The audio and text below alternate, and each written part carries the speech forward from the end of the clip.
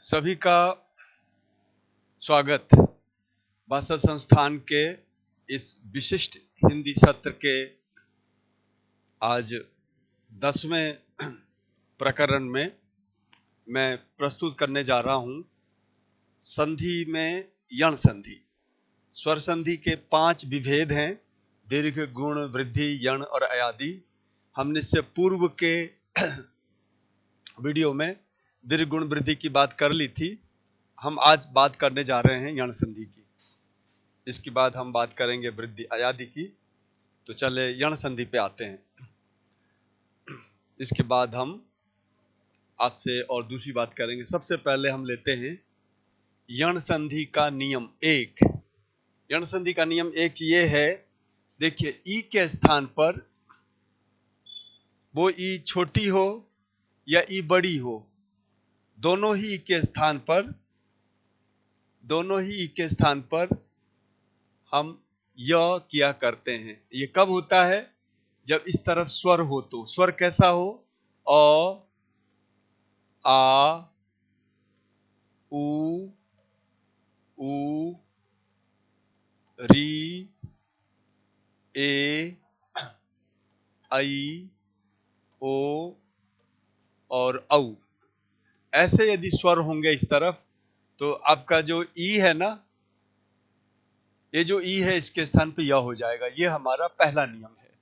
स्वर संधि का पहला नियम, यण संधि का पहला नियम ये है। इसको हम शब्दों में कैसे लिखेंगे? हम ऐसे लिखेंगे ई के स्थान पर य आदेश हो जाता है। यह आदेश हो जाता है यदि असमान स्वर परे हो। असमान स्वर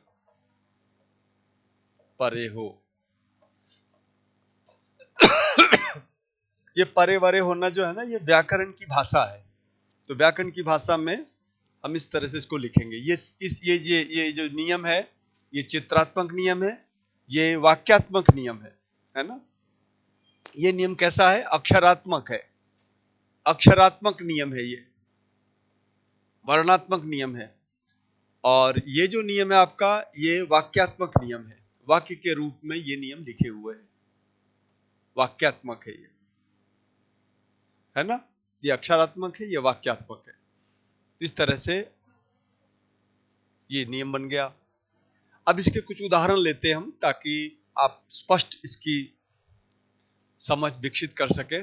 इसके बाद हम कोई दूसरा लेंगे। अच्छा, ये हम ई भी लिख सकते हैं। ई के स्थान पर यह होता ही होता है। अच्छा, यदि बड़ी ई है ना, तो बड़ी ई के भी स्थान पर यह होता है। दोनों में से किसी भी एक के स्थान पर यह होगा, ऐसी इसकी व्यवस्था है।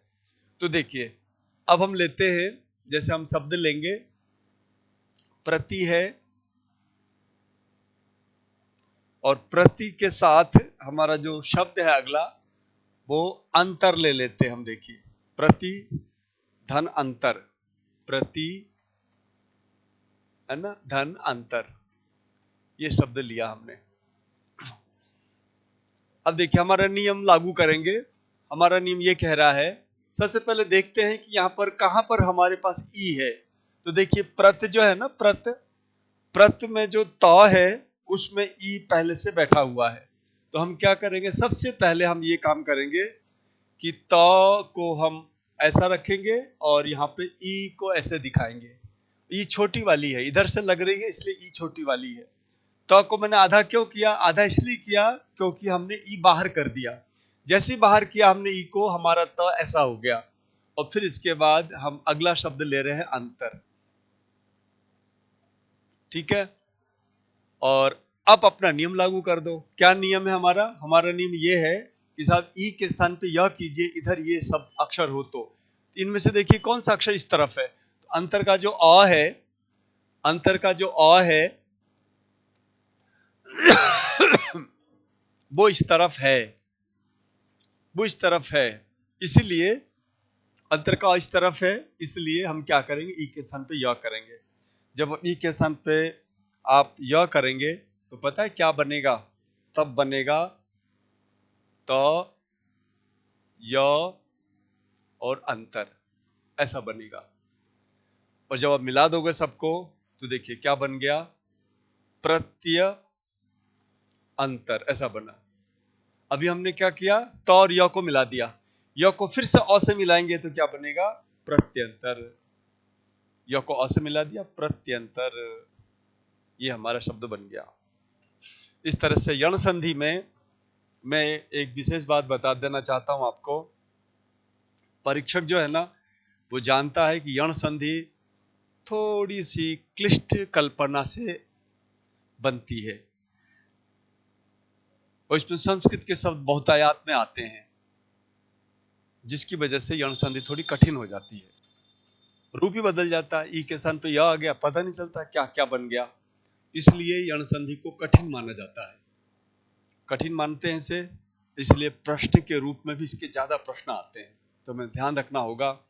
और जैसे मैंने शुरू में कहा है, यदि आप हमारे पैटर्न से चलेंगे ना तो कुछ भी कठिन नहीं है। आप पता है गलती आप ये करते हैं, सीधे बना डालते हैं तो गलत हो जाता है। आप यदि 4 या 5 स्टेप पे आइए, है ना, देखा जाए तो ये स्टेप कुल कितने हैं, ये स्टेप कुल 5 हैं।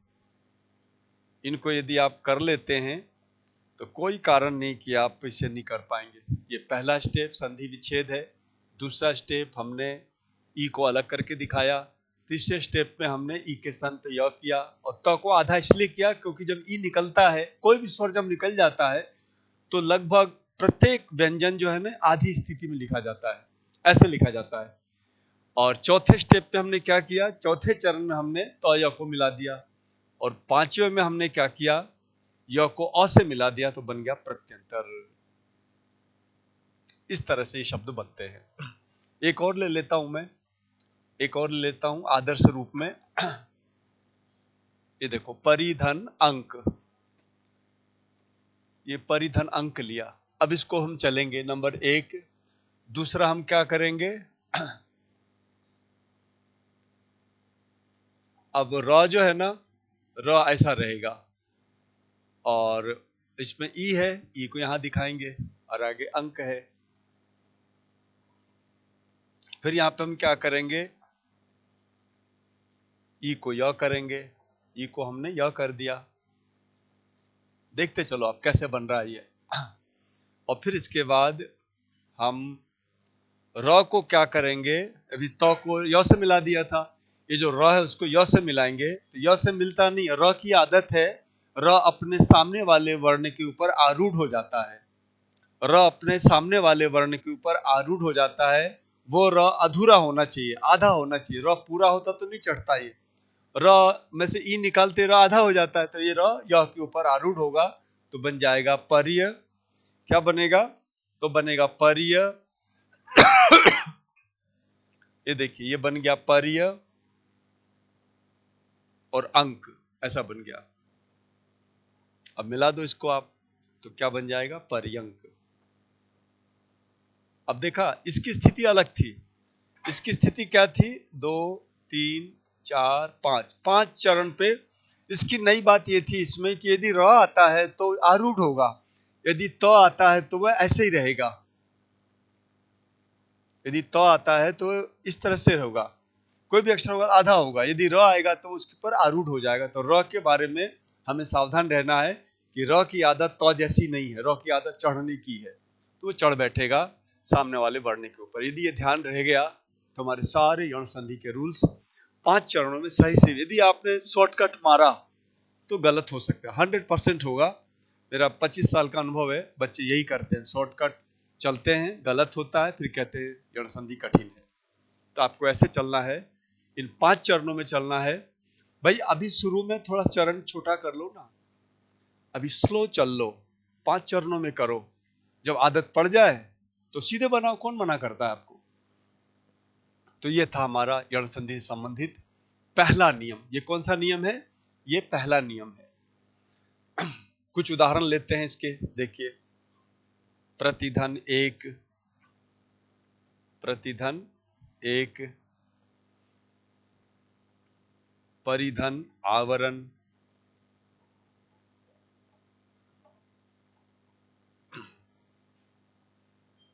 प्रभुधन, पतिधन, आगमन, पतिधन, आगमन,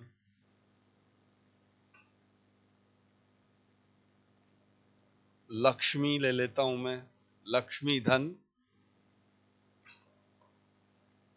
औत्सुक्य, औद्धत्य ले लेते हैं, लक्ष्मी की चंचलता, औद्धत्य। ये मैंने 5 शब्द लिए, 1 2 3 4, 4 शब्द लिए। तो इसका 1 2 3 4 5 चरण, इसका 1 2 3 4 5 चरण, इसका 1 2 3 4 5 चरण, इसका भी 1 2 3 4 5 चरण।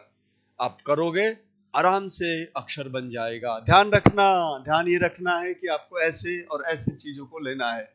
ये वाला नियम तो यहाँ पे काम आएगा, ये वाला नियम इस वाले को हम इस तरह से बनाएंगे, इस वाले को भी इस तरह से बनाएंगे, इस वाले को भी हम इस तरह से बनाएंगे। यहाँ पे तो को ऐसा किया था, तो यहाँ पे मौ को ऐसा करेंगे। क्ष तो आधा है ही, मौ भी ऐसा हो जाएगा। फिर बीच में य आएगा, क्या आएगा? य आएगा, य में औ चढ़ जाएगा, तो इस तरह से बनेगा, है ना। तो आप करोगे जब पता चलेगा। 4-4 यदि आप पहली बार कर रहे हैं और चाहे अंतिम बार कर रहे हो, आप एक बार क्रमबद्ध करेंगे, जीवन भर सुखी रहेंगे। जल्दीबाजी करेंगे, आप रह जाएंगे। तो ये सब जगह नियम लागू होता है। अभी शुरुआत में यदि आप संधि में बढ़िया से अपनी गति बनाना चाहते हो तो आप ऐसे करके चलो, ठीक है ना। अब हम आते हैं, इसके बाद हम आ रहे हैं दूसरे वाले नियम के ऊपर। मैंने ये नियम बता दिया, बहुत सरल है। इसको मैंने अक्षरात्मक लिया, इसे मैंने वाक्यात्मक नियम बताया, ये मैंने उदाहरण लिए 1, ये मैंने उदाहरण लिया 2। त को और भी बहुत सारे वर्ण हैं, उनको हम ऐसे लिखते हैं जब तोड़ते हैं, और र को ऐसे लिखते तो हैं, लब जोड़ते हैं तो र उसके ऊपर इस तरह से चढ़ जाता है। ऊपर जो चढ़ता है वो र का ही रूप है। तो इस तरह से ये हो गया। और फिर हमने 4 उदाहरण लिए, जिसमें कि आपका ये सारे जो शब्द है ना, चारों तो इसी नियम से बनेंगे। आप 4-4 स्टेप करो, 5-5 स्टेप कर लो, तो सरलता से बन जाएंगे। चलिए हम दूसरे नियम पे आते हैं। दूसरा नियम हमारा है जड़ संधि का दूसरा नियम। देखिए दूसरा नियम, जड़ संधि का दूसरा नियम, दूसरा है ऊ जो है ना, ऊ को या इनको दोनों में से कोई भी एक ऊ हो तो उसको हम व कर देते हैं। अच्छा, ऐसा कब करते हैं? जब इधर असमान स्वर हो, असमान स्वर हो। असमान स्वर कौन कौन सा है भाई? तो ऊ को छोड़ के सारे स्वर लिख दो। कौन कौन से हैं? अ, आ, उ, ई, री, ए, आई, ओ और औ। ये असमान स्वर हैं। इस तरह से हम क्या बोलेंगे इसमें? यहाँ पे हम बोलेंगे ऊ, ऊ को, ये वाक्यात्मक नियम लिख रहा हूं मैं, ऊ को व हो जाता है, व हो जाता है, व हो जाता है यदि यदि असमान स्वर परे हो। असमान स्वर परे हो, यदि असमान स्वर परे हो। देखिए हर चीज का एक अनुशासन होता है। आप बिना विधि में स्नातक बने हुए आप वकील नहीं बन सकते। आपको सबसे पहले विधि की परीक्षा पास करनी होगी, तब आप स्नातक विधि कहलाएंगे और कदाचित आप वकालत कर सकें। ऐसे ही हर चीज को सीखने की योग्यता होती है। जैसे इस चीज की सीखने की योग्यता यह है आपकी जिज्ञासा।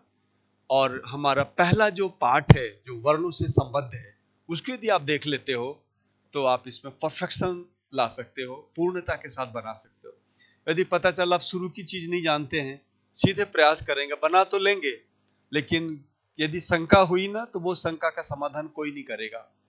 क्योंकि हमारी हिंदी विशिष्ट हिंदी है, कई चीज़ें ऐसी हैं जो कोई नहीं बता सकता। इवन हिंदी अध्यापक भी इस मामले में सोच में पड़ जाते हैं कि क्या बात है। तो ये सारी बातें आई हुई हैं संस्कृत भाषा से, संस्कृत स्रोत भाषा है। तो बेसिक से यदि चलते हो आप, तो आपको ज़्यादा समस्या का समाधान नहीं सामना नहीं करना पड़ता है। ये हमारा नियम हो गया। हम उदाहरण लेते हैं। देखिए, हमारा उदाहरण है प्रभु धन आज्ञा। हम यही नियम की अनुपालना करेंगे। कैसे? हम पहले लेंगे प्रभु, प्रभ लिया हमने, है ना, ऊ निकालने जा रहे हैं इसलिए हमने भ ऐसा कर दिया। हम चूंकि बाहर निकालने वाले थे किसको, ऊ को, इसलिए भ को ऐसा लिखा और आगे लिखा हमने आज्ञा। आज्ञा को हमने यथावत उतार दिया, ठीक है ना। अब हमने क्या किया, ऊ को व कर दिया। ये देखिए, प्र भ व और आज्ञा।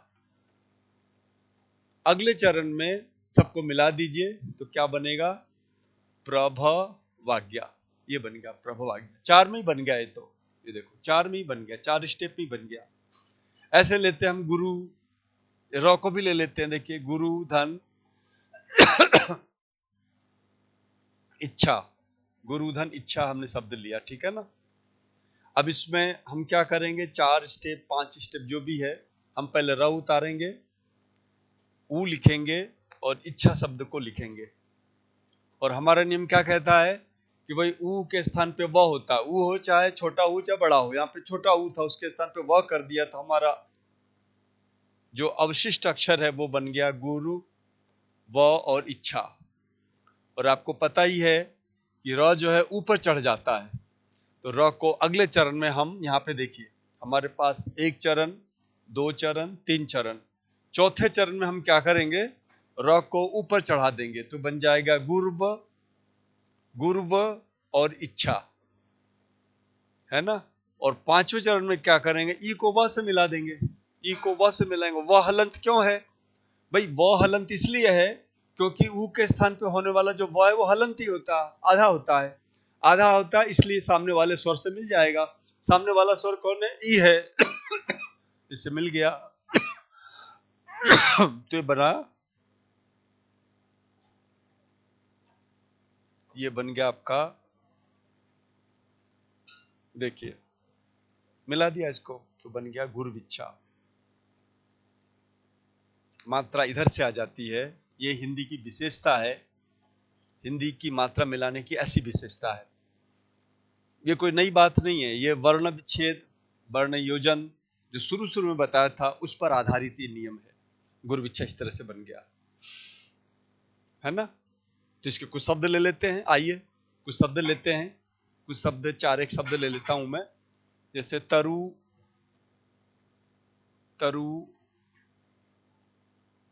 आपतन, पेड़ का गिरना, है ना। विष्णु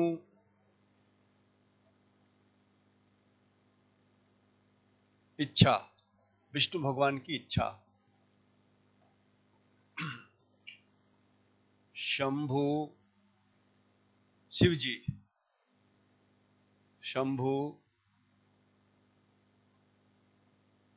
औदार्य, भगवान शिव की उदारता, शंभु औदार्य। इसी तरह से मनु धन अंतर।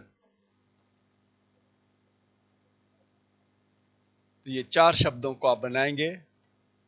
और कितने चरण बनाएंगे, इसे बनाइए 1 2 3 4 चरण। इसको बनाइए 1 2 3 4 चरण। इसको बनाइए 1 2 3 4 चरण। मनुमंत्र को बनाइए 1 2 3 4 चरण में। जैसे आप 4 चरण करेंगे, आपको सही शब्द का रूप सामने दर्शन दे जाएगा और आप यौन संधि में पारंगत हो जाएंगे, ठीक है ना। तो ये हमारा दूसरा नियम था यौन संधि का। अब मैं तीसरे नियम पे आता हूं। हमारा तीसरा नियम है, हमारा जो तीसरा नियम है यौन संधि का, वो है इस तरह से। वो देखिए, वो है री जो होता है ना, री, ऋषि वाला री, उसके स्थान पे हो जाता है र। ये कब होता है, वही असमान स्वर हो। तो असमान स्वर कौन कौन से हैं, अ है, आ है, री नहीं होना चाहिए इस तरफ, बस ई है, ई है, छोटा ऊ है, बड़ा ऊ है, फिर ए है और आई है, इधर ओ है और औ है। ये यदि स्वर इस तरफ होंगे तो आपका जो री है ना, वो री र बन के आ जाएगा। ये हमारा तीसरा नियम यण संधि का। जैसे देखिए हम यहां ले रहे हैं शब्द कर्त्री, कर्त्री। मैं थोड़ा सा इसे और स्पष्टता से, क्योंकि कई बार चीजें रह जाती हैं, ज्यादा ऊपर नहीं लूंगा मैं। जैसे देखिए कर्त्री धन इच्छा, करने वाले की इच्छा। ये देखिए ये नियम है, ये शब्द लिया हमने। इसको कैसे लिखेंगे शब्दों में? वाक्यात्मक नियम क्या होगा? जिसका वाक्यात्मक नियम होगा री के स्थान पर, री के स्थान पर र हो जाता है, हो जाता है यदि असमान स्वर परे हो। असमान, असमान स्वर परे हो। इस चीज को हम यहां समझेंगे उदाहरण में। देखिए कर्तृ में री है, आगे इच्छा है। इस री से हमें कोई मतलब नहीं, ये पहले से मूल शब्द में ही त्रि के ऊपर री लगा हुआ है, र लगा हुआ है, उसको हम नहीं छेड़ेंगे। क्योंकि हमारा नियम ये कहता है री से, इसको यदि तोड़ोगे ना तो ऐसा आएगा क र त और री, ये स्थिति बन रही है। फिर इसके बाद है इच्छा। तो आपको क नहीं छेड़ना है, आपको र नहीं छेड़ना है। क्योंकि क्यों छोड़ोगे आप कैसे छेड़ सकते हो जब तक नियम नहीं हो? जब तक नियम नहीं है, जब तक कानून नहीं कहता है, पुलिस हमें गिरफ्तार नहीं कर सकती है। यदि करती है तो सस्पेंड होगी, दंडित होगा, हर तरह से दंडित होगा वो। इसलिए आपको भी जो नियम है उसके अनुसार काम करना है। नियम ये कह रहा है री को र कीजिए इधर असमान स्वर हो तो देखिए र के आगे असमान स्वर नहीं है, इसलिए र को छेड़। वैसे भी री र के स्थान पे कुछ हो भी नहीं रहा, री के स्थान पे होता है। तो री यहाँ पर कहां पर? री ये रहा, इसको खोला हमने तो री ये दिखाई दे गया। अब री के आगे असमान स्वर है क्या? बिल्कुल है, ई है, इसलिए री के स्थान पे क्या होगा? र होगा। अब र जब किया हमने तो हमारे पास अक्षर आ गए कर, त, र और इच्छा। कर तर इच्छा, ऐसा हमारे पास ये चीज आ गई। ठीक है ना? कर तर इच्छा।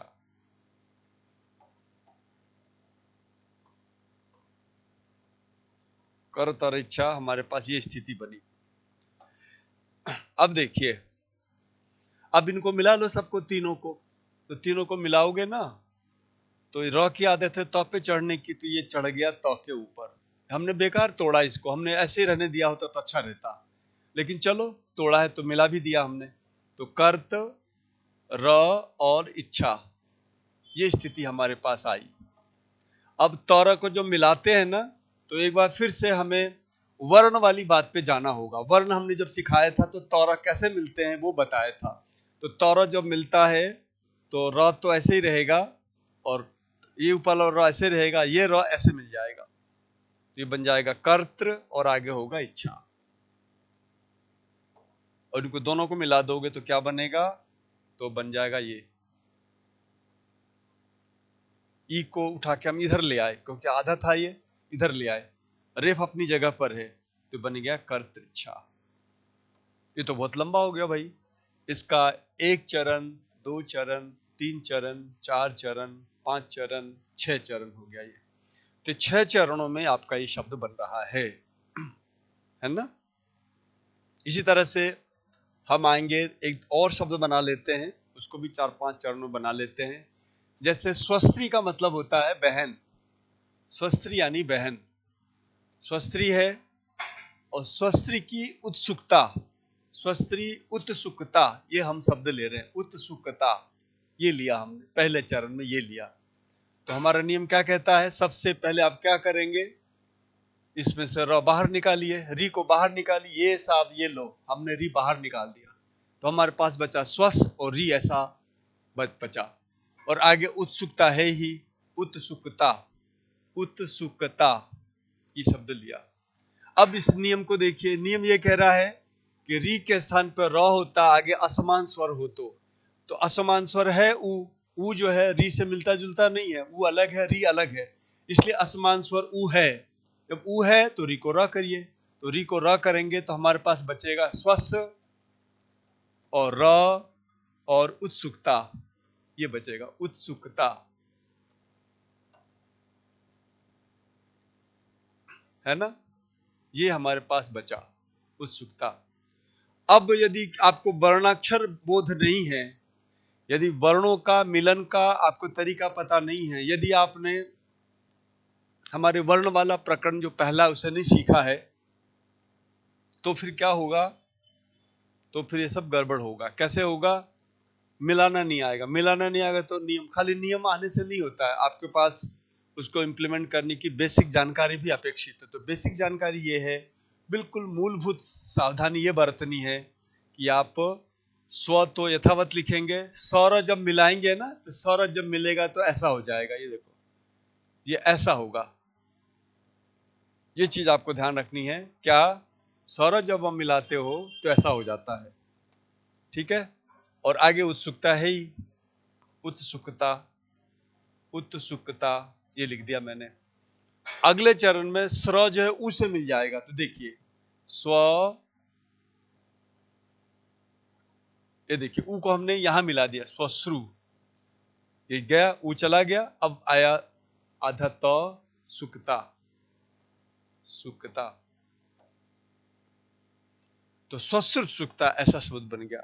आप विश्वास मानिए, यदि एग्जामिनर ये पूछ दिया ना स्वश्रुत सुकता, तो 95% बच्चे जो है ना वो इसे नहीं कर पाएंगे, वो समझेंगे पता नहीं क्या लिखा हुआ है, क्योंकि इसमें चक्कर है। इसमें देखिए स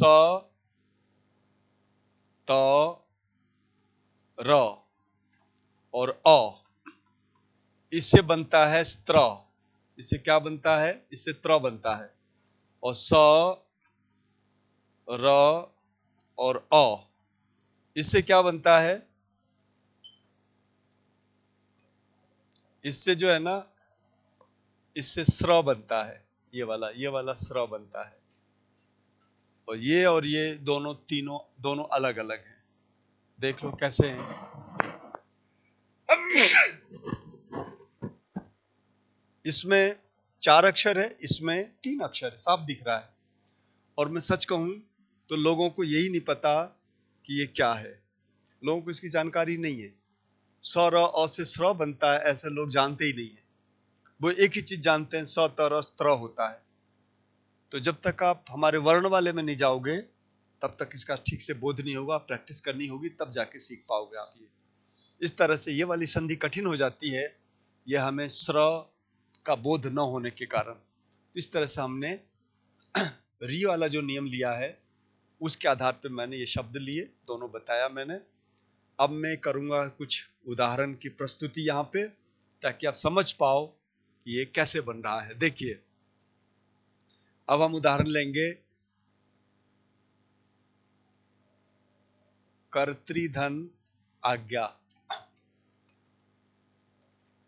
दूसरा लूंगा मैं पितृधन ऐश्वर्य, फिर लेंगे हम मातृधन उत्सुकता, उत्सुकता, फिर हम लेंगे स्वश्रीधन इच्छा, एक और लेता हूं मैं, स्वस्त्री थोड़ा टेढ़ा है इसलिए स्वस्त्रीधन इप्सा, बड़ी ले ली मैंने इप्सा, और लूंगा मैं स्वस्त्रीधन औद्धत्य, बहन की चंचलता, औद्धत्य। तो ये हमारे पास 1 2 3 4 5 6 शब्द हैं। इनमें आपको 1 2 3 4 चरणों में, 1 2 3 4 चरणों में, 1 2 3 4 चरणों में, 1 2 3 4 चरणों में, 1 2 3 4 चरणों में आपको बनाने हैं ये। यदि आप उस नियम से बनाओगे सब बन जाएंगे, और यदि आपने जल्दीबाजी की तो हो सकता है गलत हो जाए। यदि आपने वर्ण नहीं सीखा है तो हो सकता है गलती हो जाए, और यदि वर्ण सीखा हुआ है, जानते हैं आप, सावधानी से कर रहे हैं, तो ये गलती नहीं होगी। हम लेते हैं कुछ उदाहरण, ये उदाहरण हो गए। अब हम सब मिश्रित उदाहरण ले रहे हैं। देखिए, हमारे पास शब्द है मनु जी की आज्ञा। एक तो ये शब्द लिया हमने लिया प्रतिधन उत्तर। प्रतिधन उत्तर हमने लिया स्वस्त्रीधन उत्सुकता। उत्सुकता हमने लिया दात्रीधन आनंद, है ना। हमने उदाहरण लिया विष्णुधन अनुकंपा, भगवान विष्णु की कृपा, अनुकंपा। हम ले रहे हैं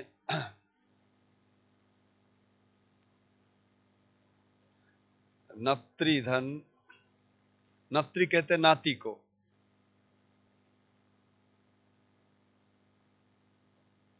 औद्धत्य, नाती की शरारत, औद्धत्य कहते हैं शरारत को, नप्त्रीधन औद्धत्य। इसमें मैंने देखिए, इसमें ऊ वाला उदाहरण एक लिया, ई वाला उदाहरण एक लिया, इसमें री का उदाहरण एक लिया, इसमें फिर से मैंने री लिया क्योंकि री थोड़ा सा कम प्रचलन में है, ऊ का लिया, फिर हमने री का लिया। इन सभी जगहों पे यहाँ कहीं ऊ है, कहीं ई है, कहीं री है, यहाँ पे फिर से री है, यहाँ पे ऊ है, यहाँ पे री है।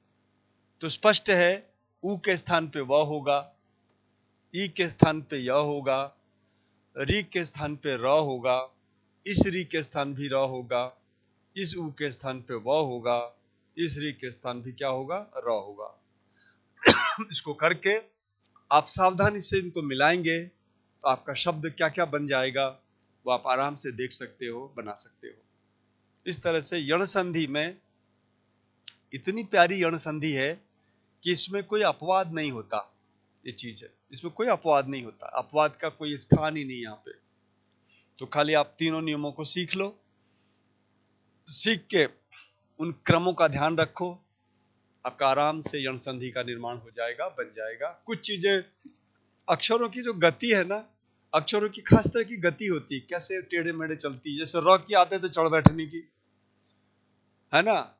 म की आदत है डंडा हटा देने की, लेकिन आप कुछ ऐसे भी हैं जो डंडा वंडा भी नहीं हटते, है ना। इसकी वजह से ये कठिन क्या है, ये जो संधि है कठिन हो जाती है। जैसे मैं बताता हूं, देखिए, जब आप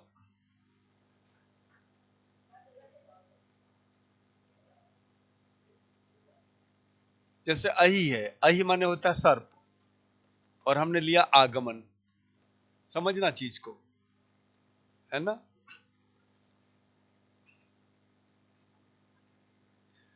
और हम यहां लेंगे दूसरा वाला, जैसे हमने लिया प्रति, और अगला लिया हमने आगत, ठीक है। और यहां हम ले रहे हैं परि, और अगला लेंगे अंक। अब देखिए, तीन तरह का है ये यण संधि में, हम देखेंगे तीनों में तीन तरह की बात है, और है सारा यह करना है। तो देखिए, यहां पे हम क्या करेंगे, ह के स्थान पे हमने कर दिया ई, पहले बाहर निकाला हमने, और यहां हमारे पास शब्द है आगमन, ठीक है ना। आगमन, हमारे पास शब्द क्या है, आगमन। ये देखिए, आगमन। तो यहाँ पे हम करते हैं ई के स्थान पर ई के स्थान पर क्या करेंगे, आगे असमान स्वर, इसलिए के स्थान पे यह करेंगे, तो हमारा शब्द बनेगा अह, य और आगमन। आगमन, इनको जोड़ोगे ना तो देखो ह जो है कुछ नहीं हुआ, ह के साथ कुछ नहीं होगा, ह ऐसा ही रहेगा। या मिल गया अहियागमन, अहियागमन ये बना। अब देख रहे हो, ह पूरा नजर आ रहा है, ये पहली स्थिति है। वर्ण जो हमारा जो ह है वो पूरा नजर आ रहा, हलंत लग गया इसमें। ये इसकी तरह आधा नहीं बना। इस पे देखिए, प्रतिधन आगत को देखिए, प्रतिधन आगत में जो प्रति है वो ऐसा हो जाता है, फिर ई आता है, फिर आगत आता है। जब आप इसको मिला देते हो तो बनता है प्रत्यय और आगत। इन सबको मिलाते हो तो बनता है प्रत्यागत, प्रत्यागत। अब देखिए, अब यहाँ जो त है ना, त, ये त की देखिए दूसरी स्थिति, यानी त ऐसा नहीं आ रहा है, त ऐसा नहीं आ रहा है ना। देख लो आप, हाँ पूरा आ रहा है, यहाँ पे तो ऐसा नहीं आ रहा, ऐसा नहीं आ रहा, ऐसा आ रहा है, तो डंडा हटा हुआ तो आ रहा है। और पर्यंक में जाओगे तो परी में कुछ दूसरी बात है। देखिए, पर है, छोटी ई है, आगे अंक है ना। अब ई के स्थान पे हम क्या करते हैं, ई के स्थान पे हमारे नियमानुसार क्या हो गया, य हो गया। पहले तो ये बात आप जान लो ठीक से। फिर इसके बाद र की क्या आदत है, हम क्या पाते हैं, र की आदत है यार आरूढ़ होने का। इस पे हमने आरूढ़ कर दिया। ये देखो, ये खास बात क्या देखी हमने, र जो है ना, र इसके ऊपर आरूढ़ हो गया। ये देखिए, र इसके ऊपर आरूढ़ हो गया और अंक शब्द हमने यहां लिखा। फिर य को अ से मिलाया तो क्या बन गया, पर्यंक। ये जो र है ना, खास बात देखिए, तीसरी स्थिति, ये दूसरी स्थिति थी, र की तीसरी स्थिति देखिए, ये र ऐसा नहीं है, ये र ऐसा नहीं है, र की तीसरी स्थिति है। देखिए, ह यहाँ पे यथावत है, ह ऐसा आ रहा है, ह यथावत है, तो ऐसा नहीं आ रहा है, तो कैसा आ रहा है, ऐसा आ रहा है। और र देखेंगे तो र ऐसा नहीं आ रहा, र कैसा आ रहा है, ऐसा। हद हो गई यार। यहाँ पे ह ऐसा बन गया, यथावत रहा, तो ऐसा बनता है, और जो र है वो ऐसा बन जाता है। ये चीज आपको ध्यान, ये ज्यादा और अक्षरों के बारे में ऐसा नहीं है, बस यही 3 नियम है जिसकी वजह से हम यण संधि में कठिनाई का अनुभव करते हैं। तो आप थोड़ा ध्यान देंगे तो यही 3 परिवर्तन है। कुछ अक्षर ऐसे होते हैं जो इस तरह हो जाते हैं, कुछ अक्षर ऐसे होते हैं, कुछ अक्षर ऐसे हो जाते हैं। री के बारे में तो कंफर्म है, री र जो है इस तरह से ऊपर चढ़ता है, लेकिन त वगैरह कुछ अक्षर है वो इस तरह से लिखे जाते हैं। और ह वगैरह ऐसा इसलिए है, ये ऐसा किसके साथ होता है, तो एक बात ध्यान रखो आप, ऐसा उसके साथ होता है जिसमें पाई नहीं है। पाई, पाई का मतलब जिसमें लकीर नहीं है, लकीर, पाई का मतलब लकीर नहीं है।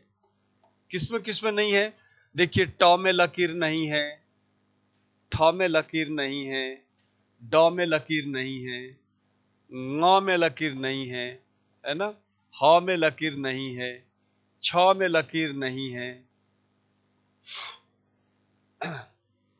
ये कुछ ऐसे अक्षर हैं जिसमें लकीर नहीं, जिसमें लकीर नहीं होता उसको ऐसे लिखते हैं, जिसमें लकीर होता है उसमें ऐसा करते हैं, और जिसमें जो र होता है, र के बारे में हम ऐसा करते हैं।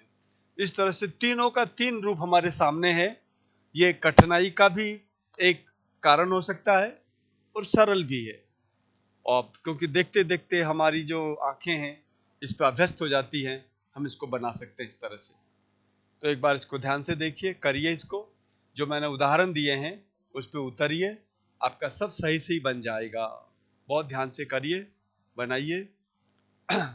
एक बार मैं पीछे चलूं और आपको बता दूं कि देखो, ये जो हमारी संधियां है ना, जो हम लेने जा रहे हैं, उन संधियों में जो आपका ये है दीर्घ गुण वृद्धि संधि जो है ना, उसमें 2 के स्थान पे एक आदेश होते हैं, ये हमें ध्यान रखना है। ये तीनों एक जैसे हैं जो हमने कल वाले सेशन में किया था, और आज वाले सेशन में मैंने ये बताने की कोशिश की है कि यण संधि जो होती है वो एक के स्थान पे एक होता है, यानी ई के स्थान पे य होगा, बड़ी ई के स्थान पे भी एक ही होगा, य होगा। और ऊ के स्थान पे क्या होगा? ऊ के स्थान पे व होगा। और बड़ा ऊ के स्थान पे क्या होगा? बड़ा ऊ के स्थान पे भी व होगा। तो ये इस तरह से होगा। री यदि होगा तो क्या करेंगे? री के स्थान पे एक होगा, यानी एक के स्थान पे एक, एक के स्थान पे एक, एक के स्थान पे एक, एक के स्थान पे एक। यहां ऐसा नहीं है, यहां दो के स्थान पे एक होता है। जैसे देखिए अ है और ऊ है, ये दोनों मिलके ओ होते हैं गुण संधि में। तो इसलिए मैंने ये चिन्ह लगाया है, इसको आपको ध्यान रखना है। दीर्घ में दो के स्थान पे एक होगा, वृद्धि में दो के स्थान पे एक होगा, ये मैंने बता रखा है यहाँ पे देखिए। लेकिन जब यण में आओगे तो एक के स्थान पे एक होगा। एक, मैंने कई बार बच्चों को देखा दो के स्थान पे एक, चूंकि इससे पहले इसको बना के आ रहे होते हैं, तो ये नियम ये यहाँ भी लागू कर देते हैं, तो फिर भ्रांति हो जाती है, सारे गलत बनते हैं, फिर सोचते हैं गलती कहाँ हो गई। तो एक के स्थान पे एक वाला ये काम है।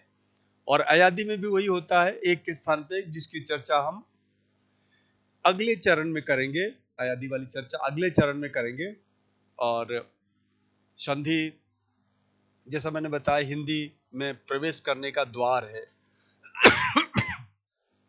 और शब्द निर्माण की बहुत बड़ी सहायिका है ये हिंदी संधि। यदि आप संधि जान जाते हैं तो आपको हिंदी में प्रवेश मिल जाएगा। और शब्द बनाने वाली विधाएं और भी हैं, तीन और भी हैं। समास है, प्रत्यय है, उपसर्ग है। इन सबको बढ़िया से तैयार कर लो आप, तो हिंदी आपकी हो जाएगी। अन्यथा आप लटके रहोगे, हिंदी कभी आपकी नहीं होने वाली है। तो आज के लिए बस इतना ही, बाकी की चर्चा मैं आने वाले सत्र में करूंगा। आपको बहुत बहुत साधुवाद, धन्यवाद।